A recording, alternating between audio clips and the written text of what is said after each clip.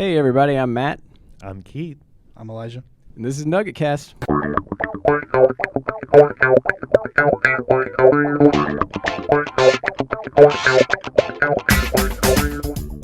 Okay, so this is NuggetCast episode 33?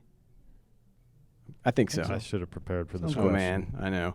Well, probably 33. If not, you'll see another number. Episode 4 of the reboot, The Next Generation. NuggetCast is the stories behind the stories of Dahlonega Nugget stories. It's a lot of stories. So, what do you have this week for your stories for us? Well, I think, we're going to continue the big topic of growth a little, but kind of focusing on the traffic issue. I think that the traffic is kind of the crux of everything. I think it's what's motivated the recent surge in interest in growth and attending these government meetings about developments that are coming in. So I've done a little research on that end. We're going to go through a little of that and then talk about maybe what people are just observing, day to day with their own eyeballs and kind of compare the two and kind of see what we can learn there. Mm-hmm. Okay, I was actually late getting here today, and I would like to blame traffic. I can't, but, I could because there's traffic everywhere. But what you got, Elijah? I'm going to bring in one of the head coaches of one of our programs that we have here. This program's only been around for 2 years now. The first year, they came up, I think they competed in the finals and then, ended up losing. But then the next year around, we had a 14-0 season. They went undefeated, all through. Come away with a dual state championship, a traditional state championship. Our girls wrestling program, this was one of the first programs in the state that was actually its own individual entity to where, it was just an all-girls wrestling team. So I think it's a big deal. So I'm going to bring in Scott DeGraff here and get him to run through, some keys to, behind the success and, just the growth of women's wrestling in general. All right, cool. And the season is just getting underway. Are they just started practicing? This week was actually their first week being back on the mat. So it's kind of a fresh thing to kind of pick up on. All right. So I was thinking before we started, I guess when this comes out, it's going to be the week of Halloween. We were talking before. Do y'all have your costumes picked out? No, because we're old. I stopped trick-or-treating a long time ago, sadly. I missed the candy, though. I know. It would be strange, if we were just to go around and stand on people's doorsteps. A lot of weird looks. Yeah, I know. But since I have kids, I actually get away with that. You get a pass. I do. Yeah, that's true. Yes, and I do. I impose take advantage of that tax, especially for Reese's. But actually, I've been a Ghostbuster for 6 years in a row or something, which is a good fallback. That's my fallback when I have needed a costume for random Halloween parties and such. Right. I haven't even been to one of those in years. So I've kind of got to ask because we were all talking about maybe dressing up for this episode, and one of the things we came so close. One of the things you mentioned to me is you said you've been ghost hunter or Ghostbuster for the last 6 years. But he told us he had a Harry Potter costume. So what's the story with the Harry Potter costume? That's just everyday use Harry Potter robe. I pretend that I teach at Hogwarts. That's fun. Well, actually, that's like a shared robe that it costs so much that which is kind of silly how much it costs. But it's used by I think Bowen actually used it one year, and I recycle it. Good. Yeah, these Halloween costumes are expensive. I know. Yeah. So I was ready with a backup Hogwarts robe. I was going to be a Ghostbuster, and then it just kind of all fell apart. So, now we're just reporters right now. I have a softball game immediately after this. So. You can show up in a Hogwarts. It'd be kind of fun explaining that to everybody. Walking around with a lightning bolt on my forehead. Yes, right. So, and this is another thing. This is kind of breaking first. This is breaking NuggetCast news. I was going to say we should talk about some spooky stories around town. And we kind of, you did a story for the Mountain Traveler. It's the magazine that we help produce about local ghosts, local spooks.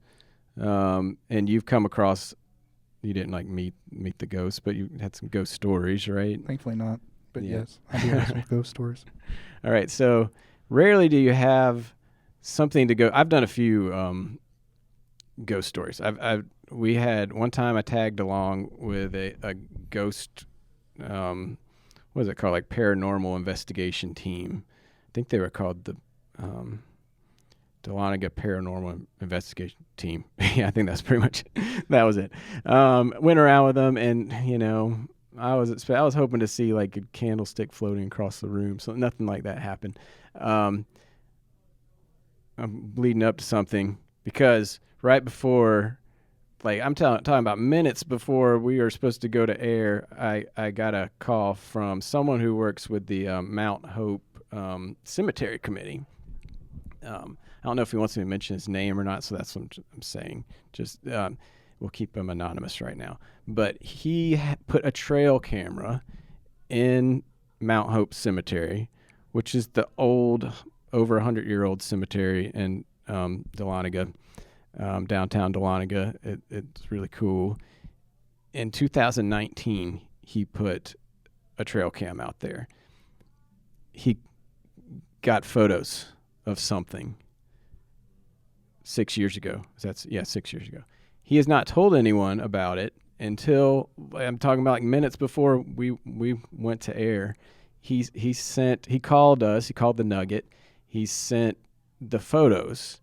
He said he didn't want to tell anybody about it because he didn't want people to know that there was a trail cam in the cemetery. They were just in case they were trying to catch some kids and hijinks and stuff like that. So now it has moved. So he said he can finally release these photos, spooky photos. I'm just going to, so like, thanks to our editing team here at Lumpkin County High School, they're going to show you what we're looking at. But I'm going to show y'all. Y'all have never seen these. Not ever. Right. Never. Okay. See if I can do this and balance the mic too.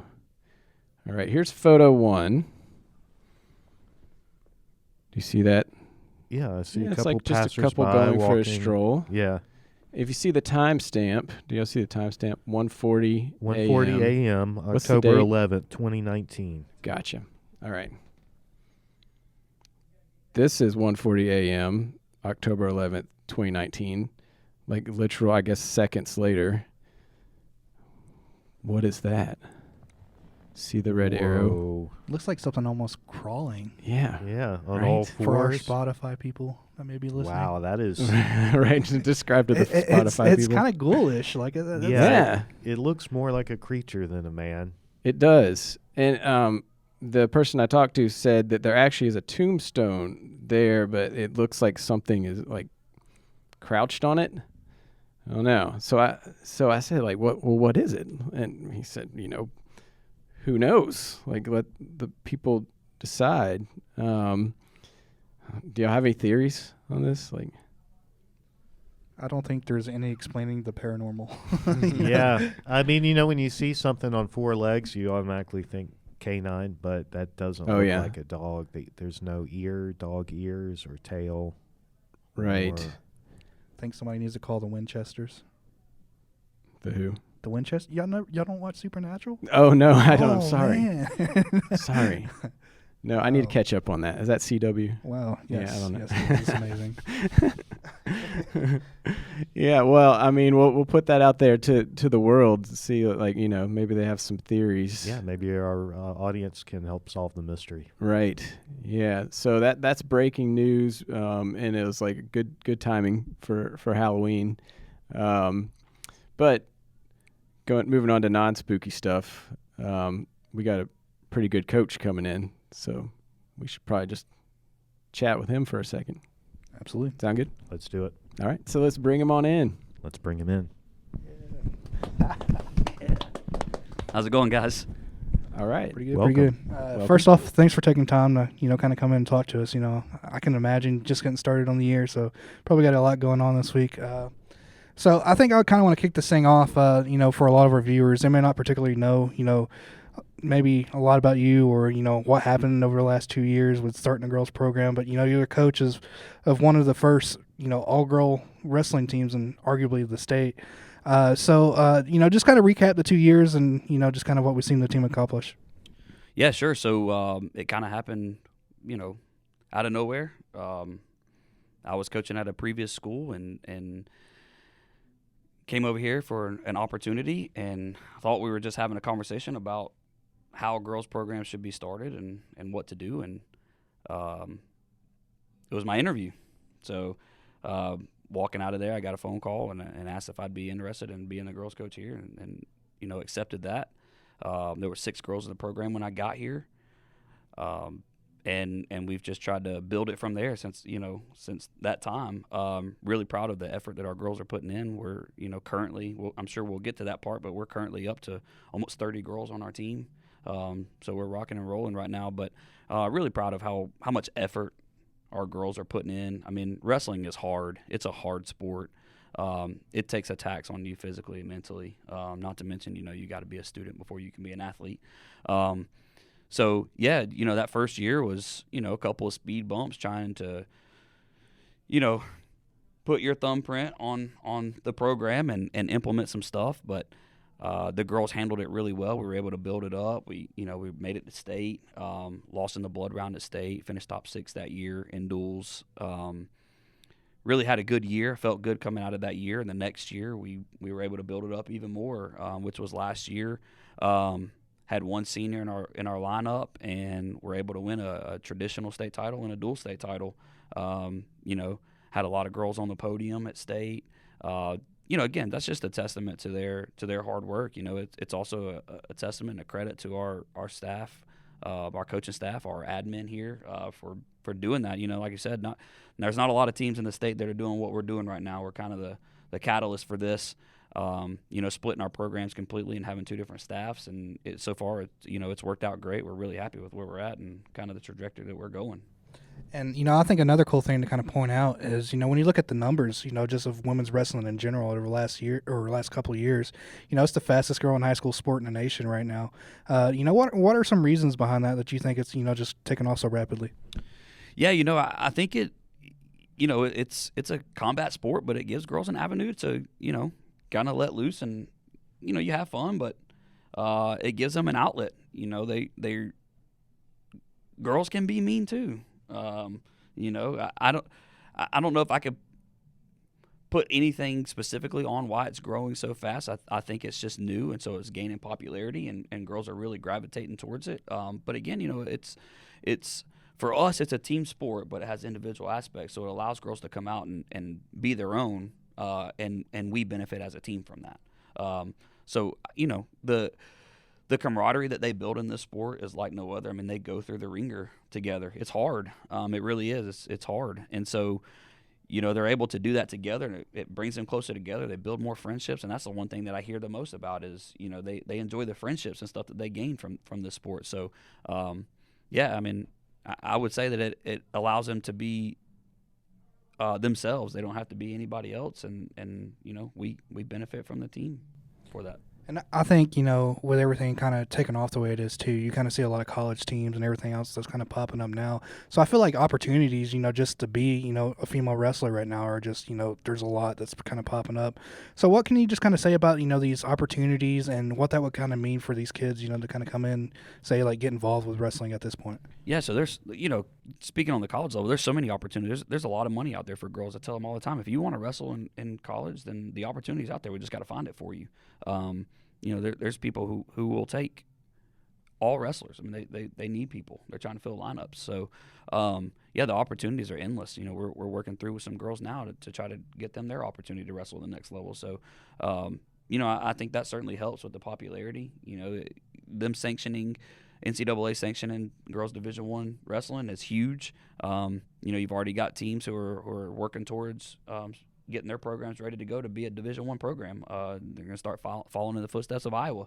Iowa's kind of the forefront for how that's going to look in college level. So, it's growing. It's growing fast.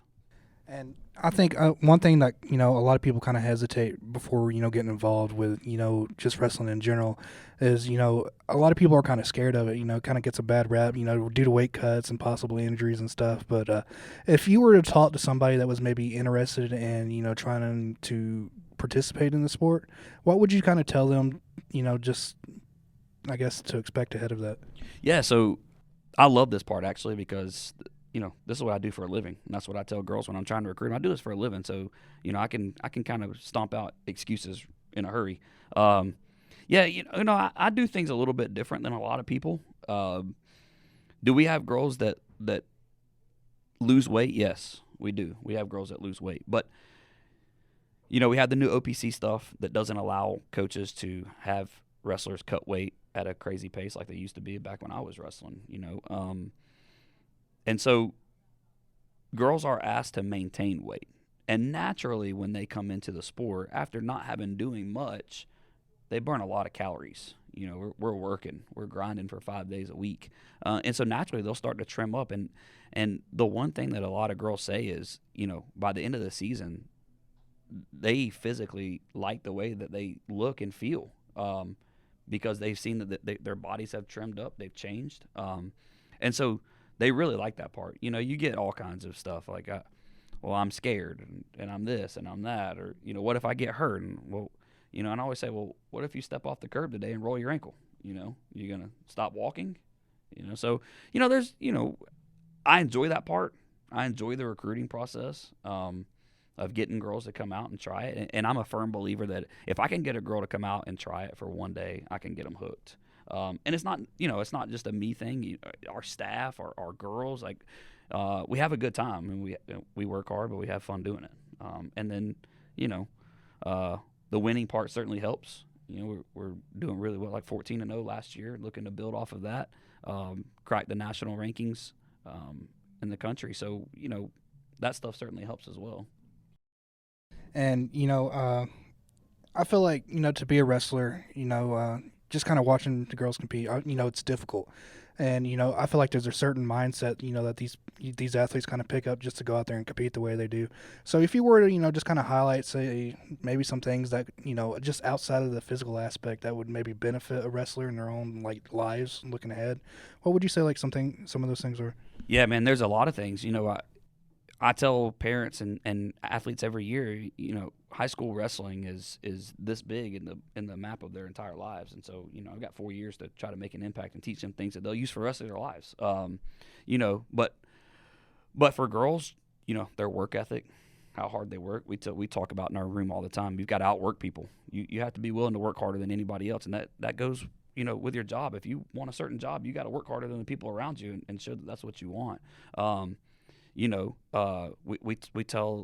tell people that we recruit, parents too, like, it also gives them a little like self-defense type stuff. You got your daughter, you send them off to college somewhere, you want to know they're going to be safe. And, wrestling will teach them how to be able to protect themselves too. So there's a lot of things. I didn't know it back when I wrestled in high school, and I tell our girls, our teams now that, when I was in high school, I hated wrestling. I told myself I'd never step on a wrestling mat again. Fast forward a few years and here I am. I do this for a living. But I'm able to do things in my life and in my profession because of the lessons that I've learned, in wrestling. And so I'm trying to instill that in them. And, sometimes they're teenagers. It takes a little bit of time to get them to kind of understand that. But I'm hoping that once they graduate and they look back, they're like, yeah, he was right. So. And, there's an old saying that's kind of synonymous with wrestling that everybody kind of hears a lot. But, Dan Gable, once you wrestle, everything else is easy. What does that mean to you as a coach? Yeah, I believe that wholeheartedly. The funny thing is last week I got to go to a dinner and fanboy Dan Gable, so had a great time with that. But, yeah, I firmly believe that. Once, maybe an unpopular opinion for most, but I think wrestling is the hardest thing that you can do. There's just so many things that go into it. You got to be on weight. You got to make sure that your hygiene is up to date. I mean, you can't. We don't want to have any skin issues. There's just so much. The physical aspects of taking care of your body day in and day out, just grinding. The mental aspects. You're dealing with girls whose their bodies are changing. They're maturing, and you've got to work through that stuff with them. Not to mention, just again, the day in and day out process. It can be tough. The losing. Having to help them overcome losing. having to help keep them humble during the winning, so. And I'm glad you kind of brought that up too, because you kind of think about in regards to the other sports. Not to say anything bad about any other sports, but I feel like with wrestling, it's just you and the other person out there. If something goes wrong, there's no I can blame this for this not happening. Yeah, there's absolutely no hiding in wrestling, and that's the beauty of it. I tell people one of my favorite things about wrestling as a coach is you get in other sports you get well, my kid's better, why aren't they playing? Well, in wrestling you say, okay, well, you get on the line and we'll wrestle, and the winner will be in that spot. That's the beauty of wrestling. It's from my perspective, it's not subjective. We're going off of hard evidence and hard data. I love that part of it. It makes my job a lot easier. Of course, you still deal with things here and there, but at the end of the day, if you want to be the best, then you've got to train like you want to be the best. And we're at a place right now in our room, again, almost 30 girls in our room. There's only 14 weight classes. So that leaves about 16 girls who know that at some point this year their season will be over, and they have to make sure they're training and working every single day. And that doesn't include just their mat, what they're doing outside of school, what they're putting in their bodies, how they're taking care of their bodies. So it's all important. It all ties together. Awesome. And I think, at this point I kind of want to jump into, the girls on our team now. I feel like, you talked about last year's success, 14-0, traditional state, dual state. A lot of those girls are coming back this year, a lot of the same faces, a little bit older, a little bit more experienced. So what does that kind of mean for you to kind of see them return? And in regards to, just what we accomplished last year, did you expect kind of a similar thing this season? Man, I'm excited with where we're at, really. Again, we do things a little bit different, but we got girls that wrestle all off season, which is a huge help. That's a testament to our program and the people that are around our girls all the time. And that's by design. I mean, that's what we do. When I came here, we tried to bring other people that we kept the same process. We're just at a different place, and it's really working. But yeah, we graduated one senior last year. We get everybody back. We added a few new pieces. So, yeah, I mean, it's no surprise. Our goals, the girls know it. We want to win another dual and traditional state title. It's right there in front of us. But, what I tell the girls is we got a huge target on our back. Everybody wants to beat Lumpkin, and that's okay. We're going to get their best every single day, and that's going to help bring out the best in us, and that's what we want. We want to be the best. We're now that we've cracked the national rankings and we got a little taste of that, the girls are really excited. We want to see how high we can climb, and we're doing that we're chasing the best competition. We're going to Alabama twice this year. I'm trying to schedule with Cleveland, Tennessee, who is traditionally ranked number 3. We're chasing the best competition to see if we can't be the best. Awesome. And getting into national rankings, I think one thing that we got to kind of point out is Greta. She came out with the 4th. Overall ranking in nationals, that's huge stuff. And then, I feel like we got to kind of highlight the Super 32 with, we had 2 girls go out there and compete.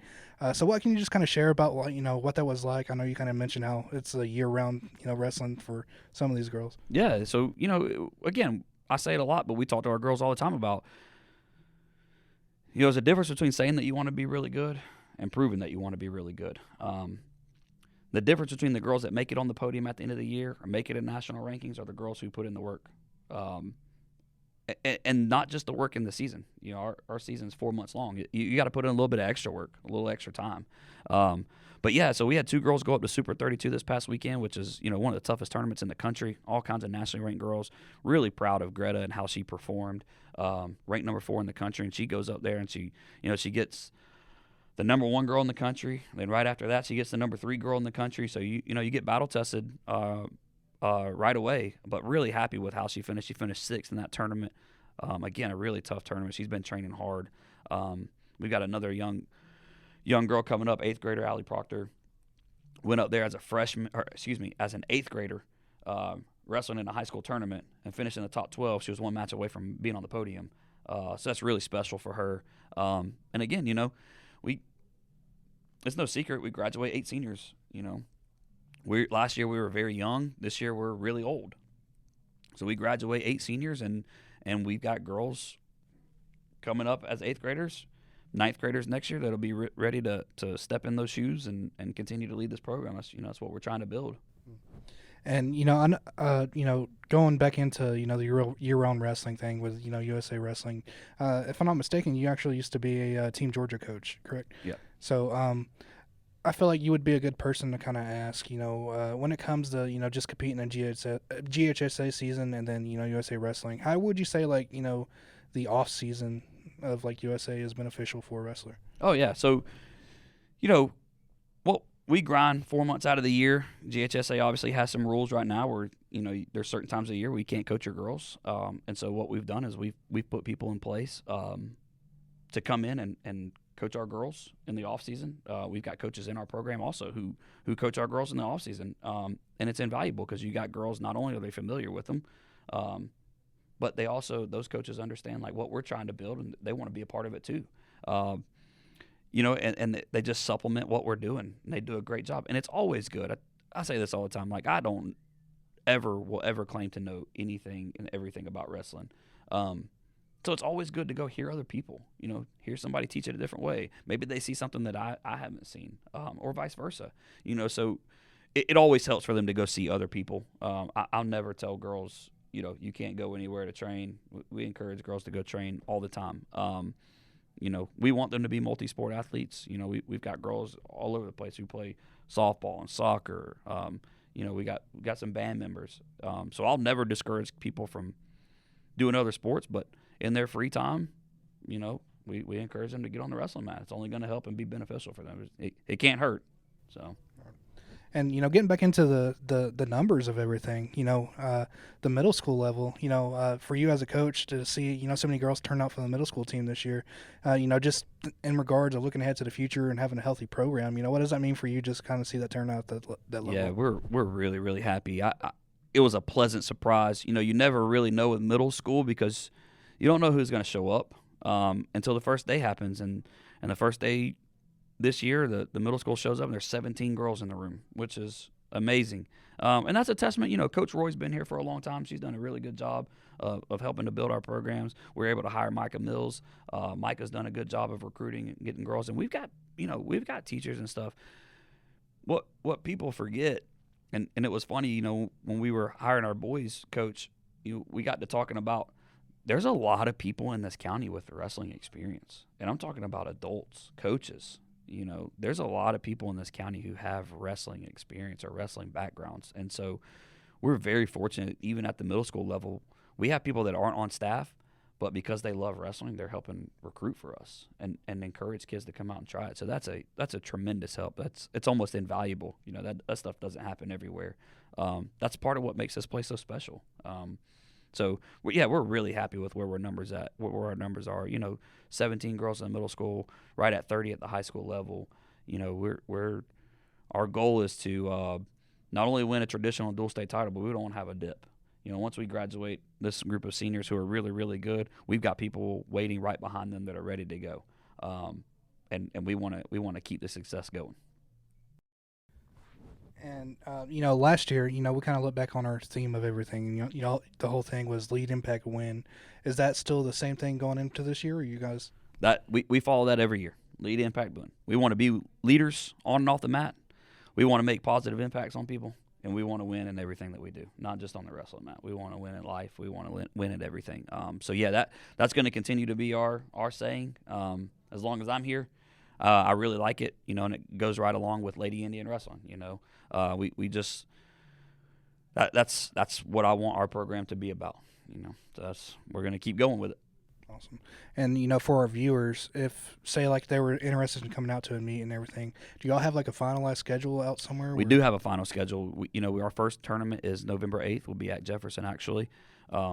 Really good tournament, tough tournament for us.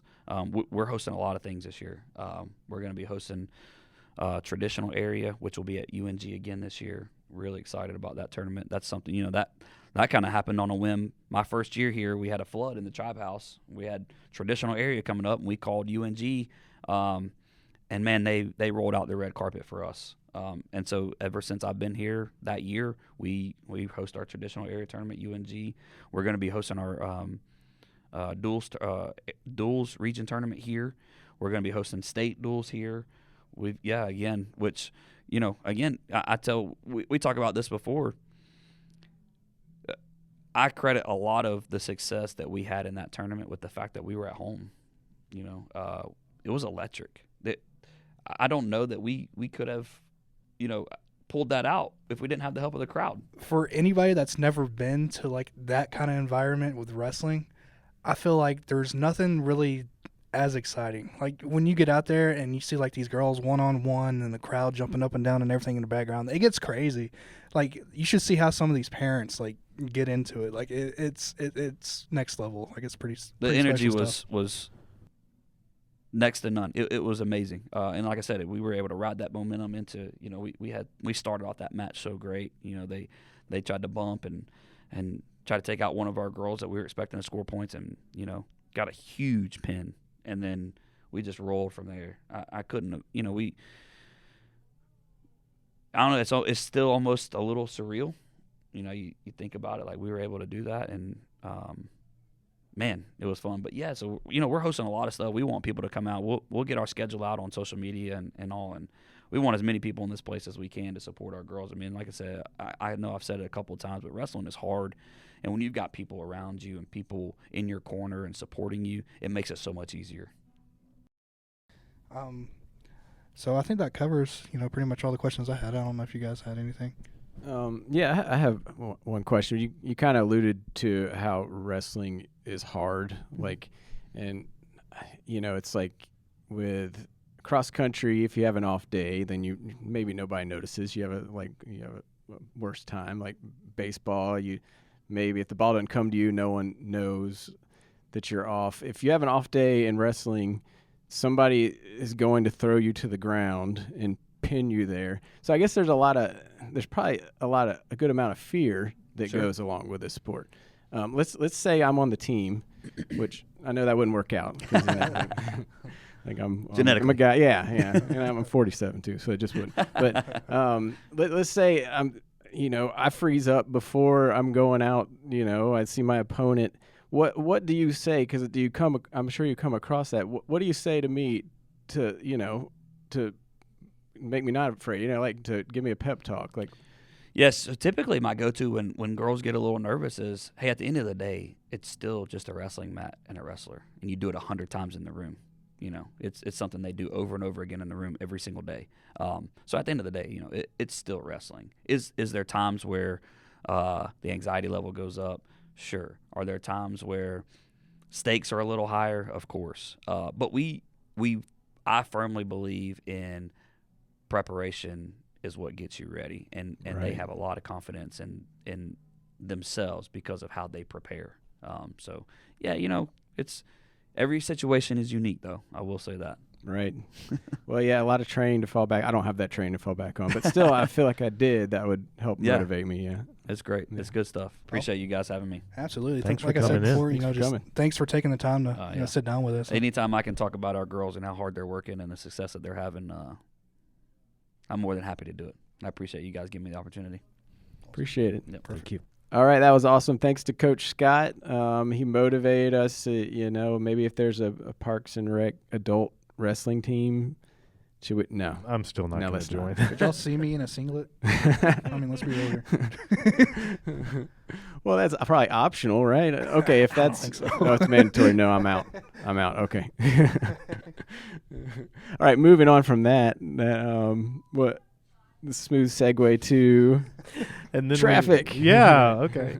I guess. Smooth transition there. Yeah, thank you. Yeah, so like I said, the issue of growth has just really become a big deal. The turnout at the government meetings, especially when they relate to new development being approved, keeps seems like bigger and bigger turnout. So, but I think kind of at the root of it is just what people are observing with their eyeballs on the local roads. And but government bodies don't really act on, casual observations or secondhand observations. They act on raw data. So I kind of wanted to dig into what kind of traffic studies is the county looking at or acting on, if any. And basically what I was pointed to by some of the commissioners is something called TADA, T-A-D-A. You have to say it like that. TADA Right. Stands for Traffic Analysis and Data Application. And so this is publicly available data. This is online through Georgia Department of Transportation. And it's pretty cool. It's not a website I had played with much until recently, but it's got, like a lot of sites, an interactive map, and you can zoom in on anywhere in the state of Georgia, including Lumpkin County. Oh. You can see the county line and everything, and then from there you can keep zooming in, and you can see any GDOT traffic monitoring stations that have been set up, over the years in our county, or the city for that matter. So what I did is I printed off just the top 7, meaning the 7 I identified with the highest traffic number counts, just the raw numbers, for the most recent year of collection, which is actually 2024, last year. But in digging into it a little, I found out some kind of interesting stuff. First of all, there are only 2 stations of the top 7 that were in the county exclusively, while the remainder were all downtown and in the city, of the top 7 highest. Okay. The other interesting thing is that only 2 of the stations in the entire county are permanent or semi-permanent stations. All the rest are very temporary. And I know when y'all been driving around, you've seen the rubber kind of hose-looking strip that goes across the road, okay. and you'll see one pop up in a place for a little while. Right. I think that's what those are, because if you click on it, there's a lot of data, by the way, on the site. If you want to dig deep into it, you can click and actually see what days of the calendar year in 2024 those temporary stations were active. Right. And it's That's usually pretty for cool. only like a 3-day period. But it'll even tell you what time of the year. And if you look at those, I mean, sometimes it's like very minimal data to me. I mean, I'm not an expert on this, obviously. I don't claim to be. But some of those 3-day windows would be like in January, on like Tuesday, Wednesday, Thursday in January. And it's like, of course, your numbers are going to be lower if those are the 3 days you sample. Right. Especially around here. Yeah, I mean, around here, kids go home. seasonality, has a lot to do with it. Obviously, we're in the peak season right now on the fall for traffic. But, I think that's something to take into consideration, that the bulk of the stations were temporary, and also that there was no data uploaded yet from this current year, 2025. And, with the pace of growth in the county, every year, probably every 6 months, you could probably observe some kind of difference. But if you ask someone with the county, they're going to tell you, because they told me basically that they don't observe a huge spike or like a noticeable surge in these traffic numbers. So I pulled them up, and I mean, they go back from 2015 to 2024, so you can see over a long period of time the trend. And it is increased, but not too substantially. Do you have like what is the hot spot? Does it? Well, does it here's still one tell that us people are going to be interested in. So the number 1 spot for highest traffic counts in the county based on this data was, of course, on 4. It's the only spot that was sampled on 400 itself, and it's just south of the 460 intersection, around the hospital area. Okay, yeah. So that's an area that's on the 400 corridor and is in the news a lot for development now. And that tells us how many vehicles have passed there. Well, it's a number called an AADT, and that stands for Annual Average Daily Traffic Count. But again, it's projected from a relatively small sample and projected. But in this case, this was one of the more permanent stations. I don't think it's active now, but it was active for more than a few days at a time. So this should be more reliable data, but it showed for 2024 that number was 23,900, that AADT number. Per average per day.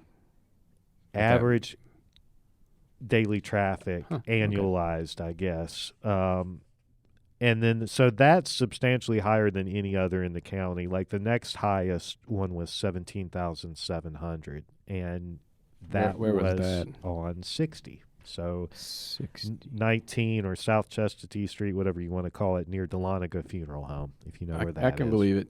Yeah. So that's near Dahlonega Funeral Home, 17,700. That was number 2, and that is in the county. Next is also on Highway 60, but this one's in the city limits. This is near the Mountain Park entrance, also Mountain Park subdivision. Kind of like near, if you don't know about that, near McDonald's, kind of, right? Like a little before you get to McDonald's. But, yeah, coming into town on 60, and that number was 16,500. Also pretty high, but that was the third highest. And then in the city proper, Morrison Moore Parkway near Mechanic Street had 15,900. Yeah, that's the big one. That's a big, big one there. State Route 9 east of Alumni Drive, 15,100. So that's like between town and the Nugget office, basically. Right. Near the college ball fields. And then closer to Auraria Road, and you had 13,600. That's kind of near where the new development is going in across from Clay Creek Falls. Okay. And then lastly, number 7, East Main. It was 13,100. So kind of like downtown through the... Yeah, like on the bypass, I think. So those are like downtown numbers, basically. So the county would say, that's not really our problem. It's a city That's thing. the city's problem. Right. And then on the other two that are the county, that's 460. So they're going to say that's up to GDOT. And the county, of course, points to the pending improvement to the 400 intersection where there's going to be turn lanes added. That's been delayed. It was supposed to have already been under construction, I think, in July of this year. It's been delayed, but it is still in the works, apparently. I have seen a more recent concept model showing kind of what that would look like, and it would be a big change to that intersection because there's going to be, if you're coming north on 400 and you reach the 460 intersection, there'll be 2 left turn lanes onto 60 headed towards Dahlonega. There'll be 2 right turn lanes, I believe, headed towards Gainesville, and then 1 lane dedicated to go straight on the Long Branch. Okay. So that will allow a lot more opportunities for traffic to flow there. And then even on 60, as you approach that intersection from town, they're going to lengthen the right-hand turning lane onto 400 to allow more cars to peel off of 60 earlier. Right. And so that traffic doesn't back up as far onto 60, at that intersection, at that stoplight. So I do believe that will be a substantial improvement, but it hasn't broken ground yet. Obviously, the county already did their part in that they moved a whole bunch of dirt over to be the bed, basically, for the right turning lane they're going to add there. Okay. But there's been some delays on the GDOT end. But as far as like widening or expanding 60 in any meaningful way, there's no plan to do that, nor is it really even feasible that I know of. Is there any plans for roundabouts? So many roundabouts. Yeah, I mean, there's some more roundabouts coming in. Most of those there's 2 more that are going to be coming in near Auraria Road. You're talking about the double roundabout? Double roundabout, the dog bone, wishbone roundabout, whatever you want to call it. That means I'm going to have to drive through 3 roundabouts. Yeah, you're going to be dizzy by the time you get to work. You really are. Yeah. I wonder sometimes, like, how much can you do, how many laps can you do before you kind of get Every time I go through there, I'm kind of tempted just to keep going, but I don't think I have yet. Dawson County has one of those I've ridden through where it's 2 very close together, and it is kind of disorienting. Yeah. You're like, well, which way am I going now? But I think that's the only way they could feasibly handle that intersection. So basically I asked one of the commissioners, this was kind of an off-the-record conversation, but basically are there any other county traffic studies that they're relying on besides these? Yeah. And he basically said, no, this is it. But Google told me that other counties, sometimes the county engineer or public works director will conduct their own local studies. But I was told that it wouldn't do much good, and that studies in general, extra studies commissioned by a local government, whether it was the county or the city, I was told that you can present that information to GDOT, but they're going to be like, we already know, we have our own data. In other words, they're not real interested in the results of private commission studies. Yeah. And, well, why is that relevant? There currently is one. There's a joint study on traffic going on now between the county and the city, the second hearing of which is coming up soon, isn't it? It's this Tuesday, where they're trying to get, I guess, public feedback on this. And at the last county meeting, they said turnout was light. At the first one, I think they said 14 people showed up or something to the first meeting. But what they didn't point out is it was scheduled for the same exact time as the huge city development hearing, public hearing that I attended instead, that was packed. Which was pretty much traffic. It was pretty much people concerned about traffic showed up to that. So I have to imagine that had that meeting not taken place at the same time, most or all those people would have shown up for the traffic study. So we'll see. Maybe hopefully turnout at the second study will be higher. But does it really matter? Will GDOT really be concerned with the results of that study? You know. I do feel like the studies always seem to tell us what we kind of know anyway. Like, you do a traffic study, we've got traffic, we've got... Or a housing study. We need housing. It tends to reinforce what most people know through common sense. Parking studies, we need parking. And I know there's more to it than that, but I feel like that action is what people want more than anything. And that's what...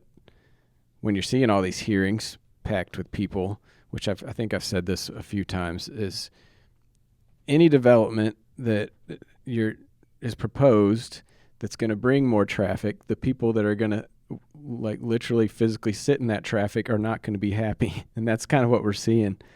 People are tired of waiting in the long line, getting out of town, into town, and they think every development is just going to make that line longer.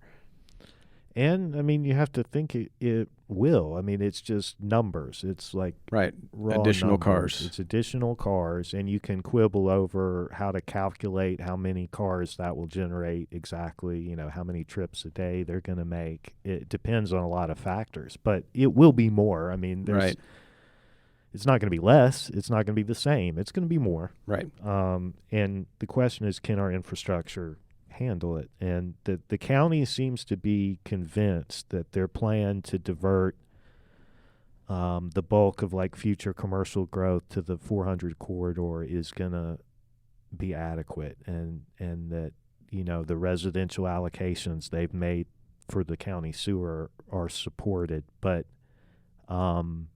again, that's more cars on the roads than there are today. And even if that is there at the end of 400, some of those people are going to migrate to town inevitably. Right. Yeah. I mean, you're not going to keep them at arm's length entirely from the rest of Lumpkin. There's going to be exchange. And that's why I think it is important for the city and county to get together on this issue and look at it comprehensively together. I don't think you can have an effective plan to control growth where only one of the two parties is acting. Right. Now we know the county has those sewer allocation limits that are supposedly going to restrain large-scale residential development on the county side.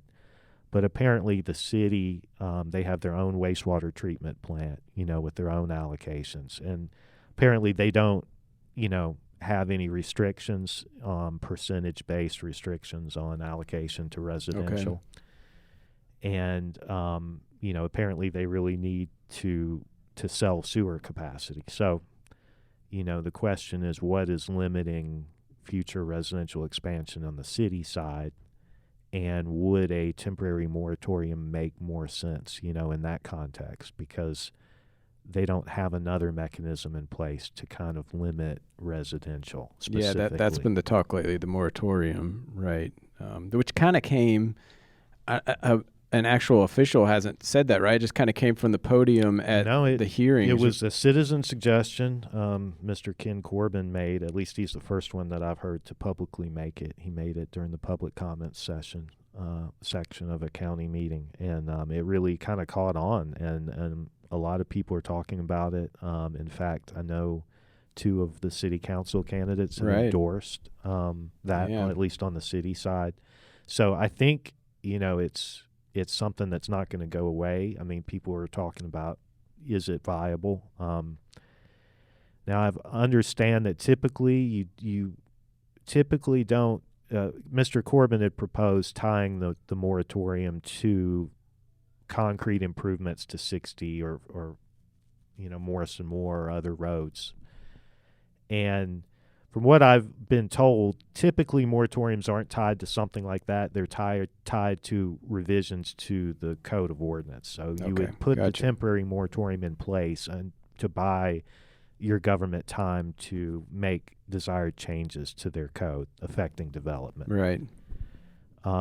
So, maybe it would have to be in a different context like that to work. But I think something like that should probably be considered, just based on what I'm seeing. Now, I want to go over, I don't want to take too long, but this week we had a big meeting on the county side. It was the regular session of the month, and they voted on the character area map amendment for the United Family Homes subdivision, which is the one at 60 and 400 that we've been talking about. It's the big one, yeah. It's the big one. There was a huge turnout at last month's meeting against. It got tabled. Chairman Dockery was absent from that meeting, and it got tabled a month. Of course, everyone was there for this time around. And the voting happened, and they ended up voting not to approve the CAM amendment.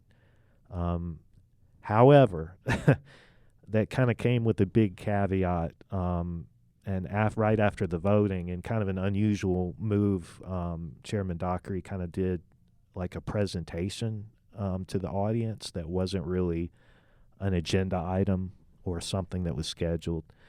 But he kind of did a PowerPoint presentation on growth and on the traffic issue. He actually brought up the GDOT numbers and how they weren't alarming. They were lower than, not lower, but they weren't spiking like people might think they are. And they were a little defensive about, I guess, the way the crowd responded to the development at the prior month's meeting. And they kind of, you could tell there was a little resentment about that. I feel like they said that they didn't appreciate, some of the accusations that were leveled at them at that meeting, accusations of that they took bribes through the water authority, different things. None of which I think are the case.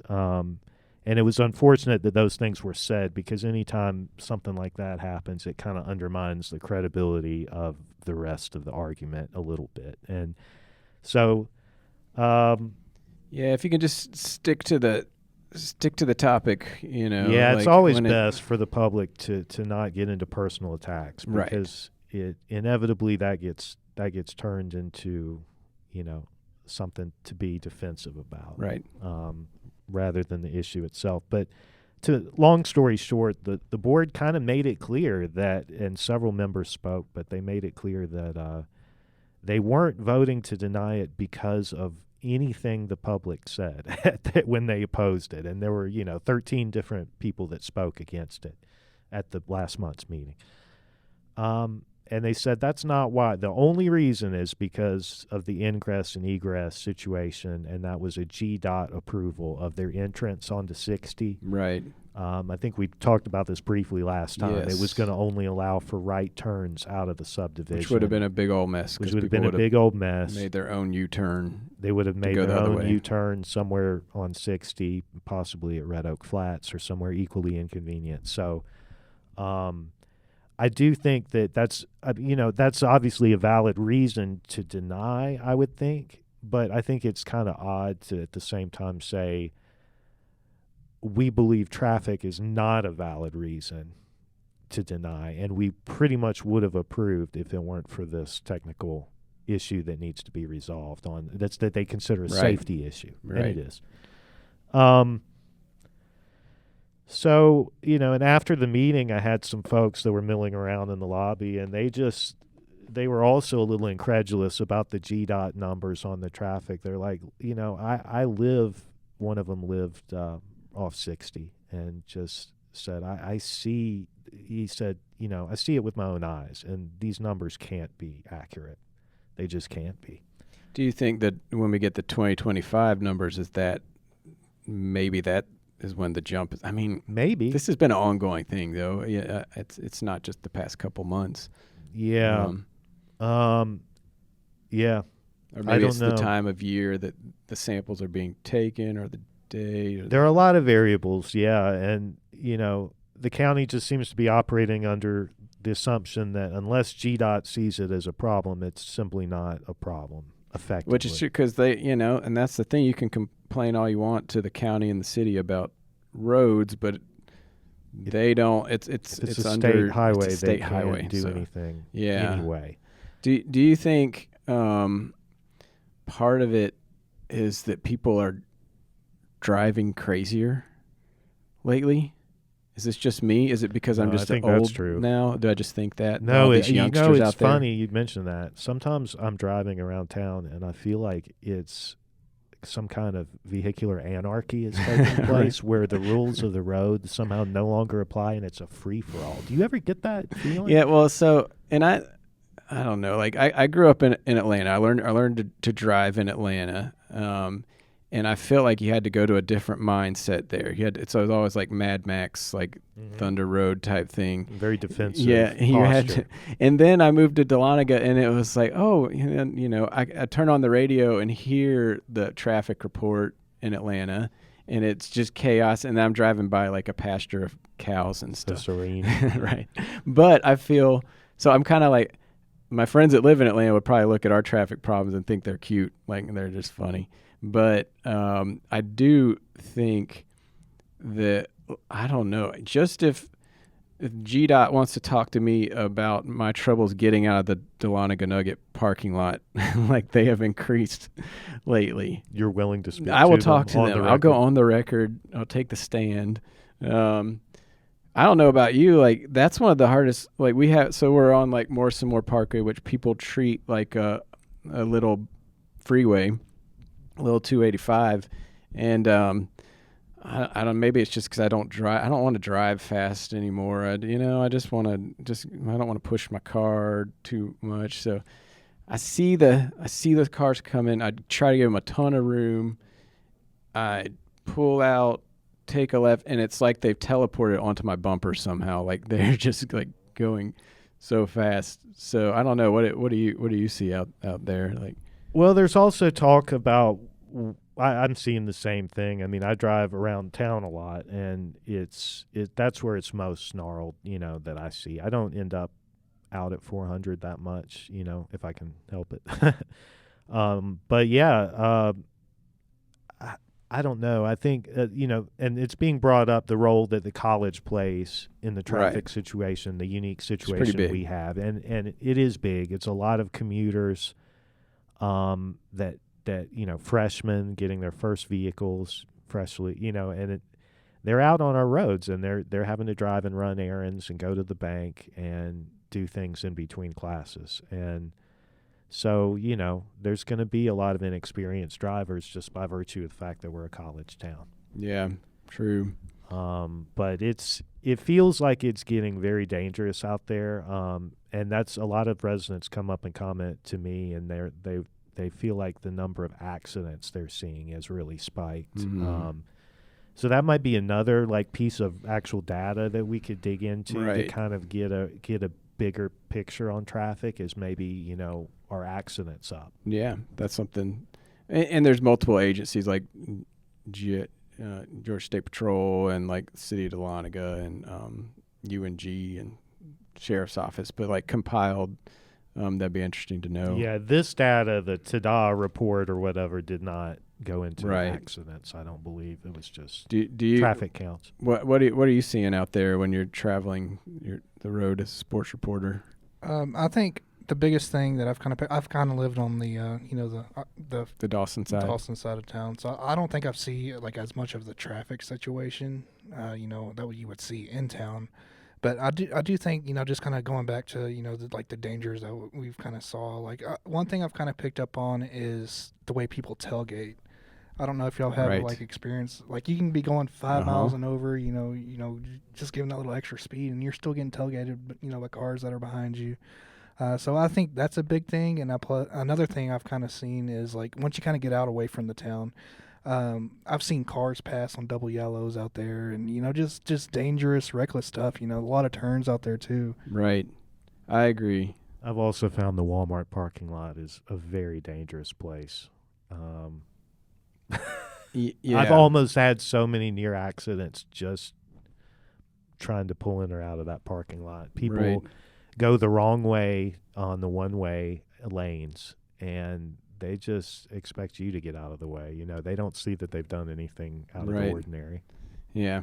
I don't know if GDOT could put a roundabout in there too. Like we just need more roundabouts. That's our answer. I do look to the roundabouts, like getting out of the high school, even here, like in the morning, I'm supposed to go left. I just go right and go the roundabout and not even mess with it, Yeah. So I don't know. Unlimited roundabouts is the answer. Maybe not. I don't The know. whole town will just be one Just be giant really roundabout. dizzy. Yeah. Yeah. I don't know what the solution is, but people definitely detect a problem. That's all that Right. I know. They do. And they're letting folks know about it, which that's how it should work. That's how it should work. All right. Do you think that's pretty much it? Yeah, I think so. Traffic, wrestling, whatever is lurking in the cemetery. Ooh. Right. I think that was a good NuggetCast. I Me think we too. can call it a day. Solid. All right. Thanks, everybody. Oh, wait. Bye. Hold on. Stop the tape. No, you don't have to stop the tape. But I meant to say that we are on Spotify too. So you might be listening to us right now. If you want to actually watch us talk, we're on YouTube. And if you liked this, like it, share it, Throw us a like. do all that stuff. And if you really like us, subscribe to our paper. That'd be great.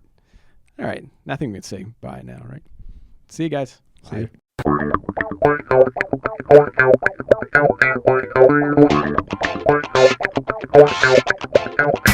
Bye.